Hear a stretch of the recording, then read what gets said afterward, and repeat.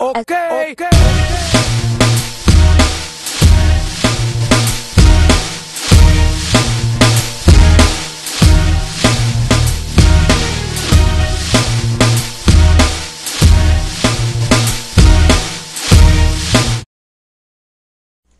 We traveled about 6 kilometers from SM City to Makahambus Adventure Park. Good day everyone! At last we are here at Makahambus Adventure Park. We are so excited to experience this adventure. Come on guys!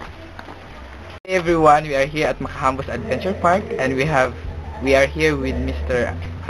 Romel Atilano, our guide for our adventure experience. Good morning. Sir, may I ask you some questions? What makes Makahambus a very unique place?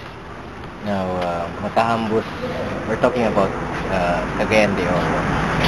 Now, Makahambus is, as we know, came from the word lampus or ambush. It's been used as a fortress before during the Philippine-American War in the 1900s. Now, Makahambus Adventure Park is an add-on activity to the most visited part in Cagayan de Oro. This has been used not to tourist spots for visitors from other cities and other countries. Now, we have the cave, Makahambus Cave, which is a very historical cave. As I said earlier, it's been used as a fortress during the Philippine-American War in the 1900s. Now, the gorge is one very unique sinkhole. Now, maybe the entire part of this area is underground cave. Part of it is now a gorge.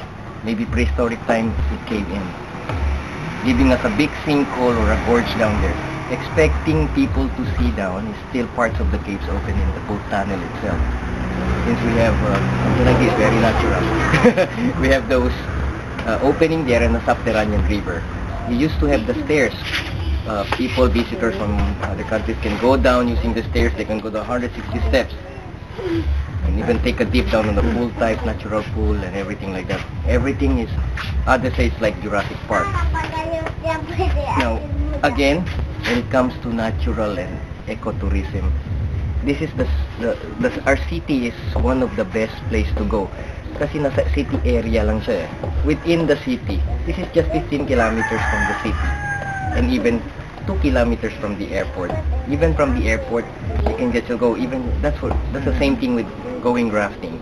They can go rafting when they arrive from Manila, down from the airport, go rafting, and then in the afternoon they can flight again. Guys, now we're going to experience and try the thrill of Sky Bridge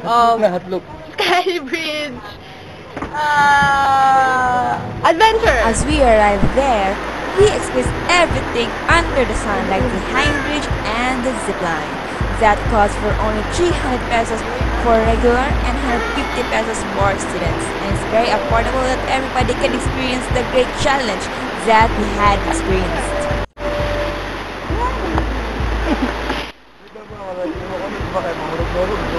As we crossed the hang bridge, my goodness felt the tension. Now we are at the first date. If you can see the view, it's so, what do we call that? So scary. You can really see the height.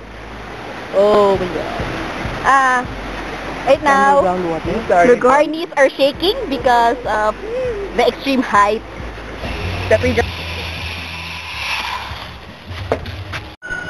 After we finish the hanging bridge, we proceed now to the zip line to reach the edge.